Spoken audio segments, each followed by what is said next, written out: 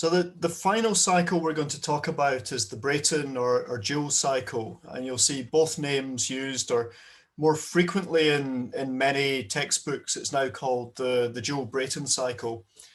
This is the one that's used in gas turbine power stations, but as you'll also see, it's sometimes combined with the Rankine cycle to... Sir, you're muted. Oh.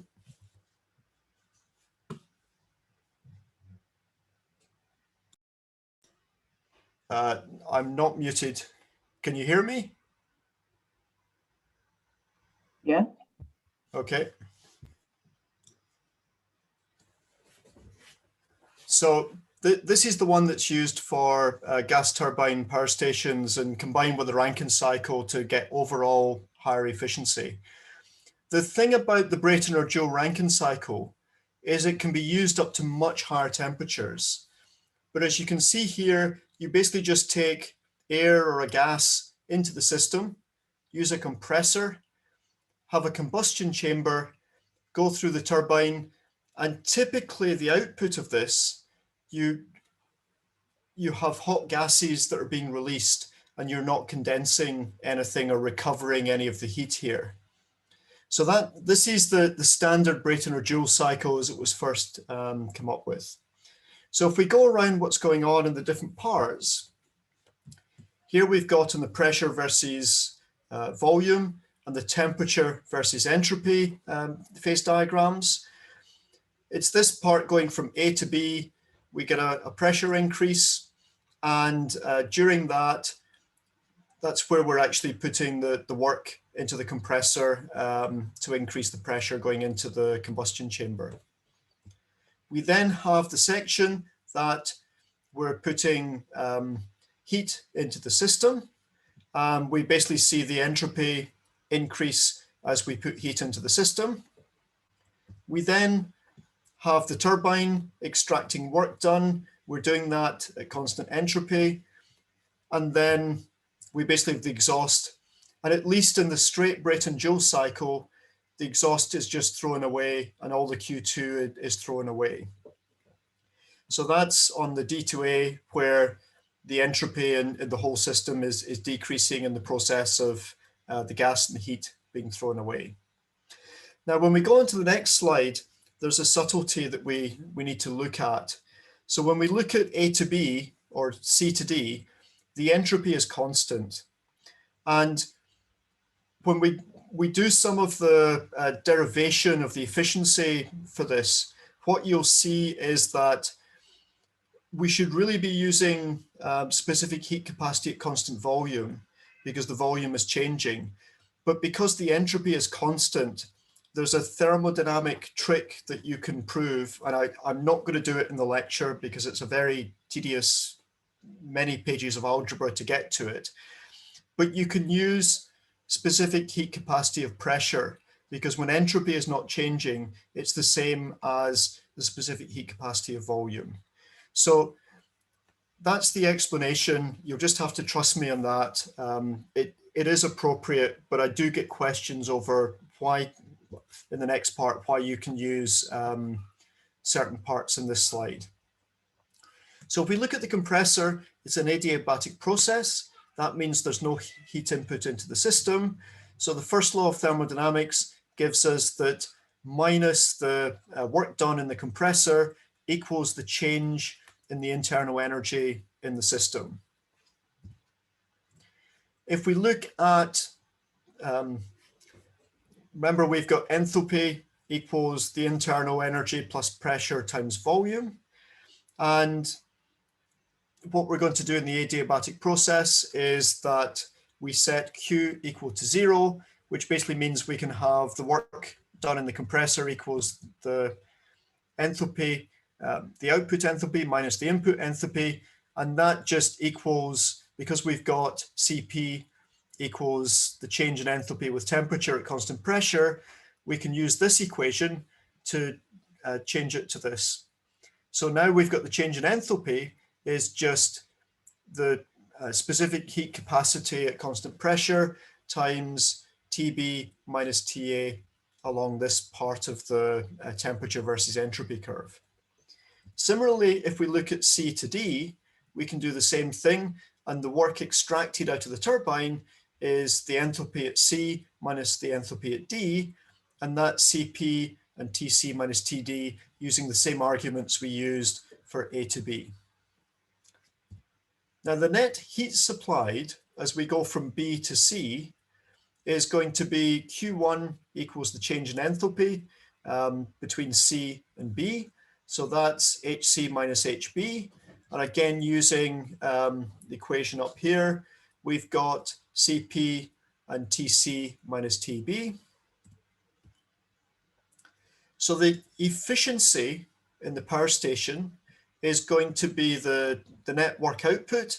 So that's the work we get out from the turbine minus the work we put in from the compressor, Wt minus Wcom, all divided by the heat input into the system, which is Q1. Now, if we put it for the different parameters in here and we use the first law of thermodynamics and so on, we can turn this around so that we've got Tc minus Td minus Tb minus Ta over Tc minus Tb. But actually, when you look at real gas-fired power stations, it's much easier if you know the pressure ratios in the system, and it's much easier to measure those. The other thing you need then is what's known as the ratio of the specific heat capacities. And so I'm not going to derive this from scratch and show you how it comes, but what you can do and what's actually used for the Joule-Brayton cycle in real gas-fired power stations is if you get the pressure ratio PB to PA, so the pressure we've got here to here, which is also the same as the pressure at C divided by the pressure at D, and gamma is the ratio of the specific heat capacities between constant pressure and constant volume, you can show that the efficiency is 1 minus this pressure ratio to the power 1 minus gamma divided by gamma. So this typically is used because with the gas input, if it's just air, you know what Cp over Cv can be. You can measure that for air. And also you can measure these pressure ratios very easily in a gas-fired power station. And so this is a more practical equation to physically use for gas-fired power stations. So just to show you what some of these turbine blades look like in gas-fired power stations, because these things run at very high temperature and extremely high pressures, they typically have actually got very small blades on a fairly large metal central spindle. And in fact, water frequently will flow through the inside of the spindle just to actually maintain the temperature of the maintain the temperature of the turbine blades to be below the melting point of the metal that they're made of. So some of these modern turbine blades are made out of ceramics. Some of them even have water cooling flowing through the insides of some of the blades. And these things basically operate at 1300 degrees C in some of the Joule-Brayton cycles in real power stations. Now, the final set of cycles I'm going to show you, actually, this is not new. We've been through both cycles, and it's the combination of the Joule-Brayton and taking the output where we've got exhaust gases coming out still at 630 degrees C in the system, and using a heat exchanger and then a Rankine cycle to actually recover some of the, or use this heat energy in a Rankine cycle to give a combined Brayton and Rankine cycle power station. So whilst both together don't give us the same efficiency you might get out of a Carnot scheme, the practicality of running this in real power stations gives you much higher efficiency than if you just ran a Joule-Brayton or you just ran a Rankine cycle power station for a gas power station. So this is always methane gas that's typically used in these. It has the ability to combine both, and overall the efficiency is higher. Now, what I should say is that we're combining two different cycles. That gives us more overall efficiency in that we're taking some of the waste heat and we're converting that into electricity and useful work done and output as well. But the second law of thermodynamics is always obeyed, and we always have an efficiency that is below the Carnot efficiency in doing these processes. So you cannot defy the laws of physics. The final thing I learned as an undergraduate in the final undergraduate lecture I ever went to, there are certain laws of physics that have never been broken, while there are other laws of physics that you can circumvent at least for short periods of time. No one has done any experiment that has managed to break or get around the second law of thermodynamics. It's always obeyed, and it appears, at least up to this point, to be an absolute law of physics. Right, so the whole of this lecture, we've been talking about different thermal cycles, and we've stopped really with a turbine and the shaft of a turbine blade rotating, and the kinetic energy of a rotating shaft still has to be transferred into electricity in most of the electrical generation power stations we're interested in using these cycles for. So just to finish off today, I'm going to show what a Faraday generator actually is. So what we have here is we have a loop of electrical conducting wire. That's copper, or it could be any other metal that is a good electrical conductor. That rotates, and it rotates through a permanent magnetic field. So as this loop rotates, we're interested in working out the magnetic flux. The magnetic flux is the surface integral of the magnetic field with the volume element. So as you'll see in a minute, that basically is going to be a cos theta relationship as this whole thing rotates. So in fact, this magnetic flux is just given, well, if we have n turns rather than just one turn, we have to multiply this equation by n. It's the static magnetic field, it's the area of the loop that we've created, and then cos times the angle we have between this volume element and the surface integral and the loop as it rotates in the process. So we'll have some sort of load.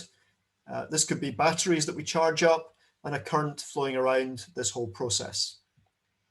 Now, because this is rotating with angular frequency omega, theta is basically just given by omega t in this equation.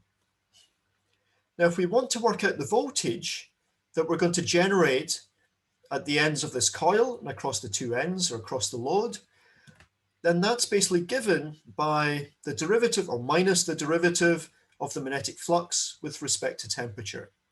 So we need to differentiate this, and the differential, of course, of cosine is just sine.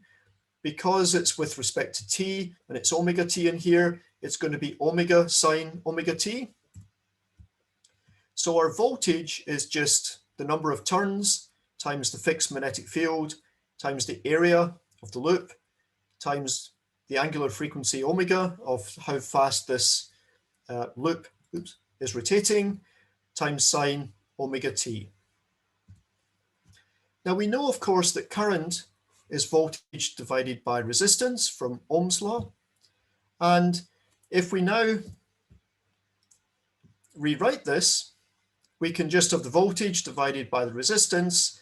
Frequently, you'll just see this I naught put in, which is all the constants that are related to the Faraday generator. So the number of loops, the magnetic field, the area, the angular frequency of rotation, and the load resistance that this drives or typically is used to put on the national grid. Now, if we want to do power, power is just voltage times current. Well, this is the current, this is the voltage. We just multiply the two together. So we end up for the power that this Faraday generator can generate being the number of turns of wire in the coil squared times the magnetic field squared times the area of this coil squared times the angular frequency of rotation squared times sine squared omega t divided by the load resistance. And this is the power that a power station can generate given a certain number of Faraday generators and angular frequency of rotation. So the final thing I want to do today is talk about some of the losses that we have when we actually try and transmit electricity from a power station and transmit it to industry or to people's homes, to cities, or to different parts of a country. And what we're going to start with is that the resistance of the wire that we use, we're going to have some sort of wire, it's typically copper, that's used for electrical transmission. It's going to have a resistivity rho or an electrical conductivity sigma, where the resistivity is just 1 over the electrical conductivity. Now, the resistance that we've got is going to be determined by the geometry that we actually have of the wire. So as you can imagine, that the larger the area that we have, that the lower the resistance that we have, and the lower the resistance, the lower the losses for transmission. Now, also the longer that we make this, the higher the resistance. So the longer we want to transmit electricity, and the longer this line is, the higher the overall resistance. And electrical losses that we get from transmission or transmitting through any electrical wire or cable is given by the current squared times the resistance. So this is just joule heating, where the joule heating power is the current squared times the resistance. So you can see that to minimize the losses, we want to minimize the resistance. So ideally, you want the length to be short, and you want the area to be large, and you want the resistivity to be as low as possible, or if you want, ideally, the electrical conductivity to be as high as possible. So copper is something like the second or the third best electrically conducting material. Silver is better, but there are issues of using silver, and it's much more expensive. So most of these electrical cables use copper. So what are the overall losses? Well, the loss in power, delta P, is going to be the current squared times the resistance, where this is the resistance. We can substitute in this equation. So what I've done here is, rather than I squared, is I've taken I out. And that's because the other thing we want to do is we want to look at the fractional loss over the total transmitted power. So a simple way of doing that is we can use power equals current times voltage and rewrite it as current equals power over voltage. And we can substitute this in for this current here. And now we're left with the fractional power loss in the system. So delta P, the loss, divided by the power we're putting in, is the electrical resistivity. So that's going to be fixed for whatever metal we're actually using in the transmission lines. The current that we're transmitting times the length divided by the area divided by the voltage.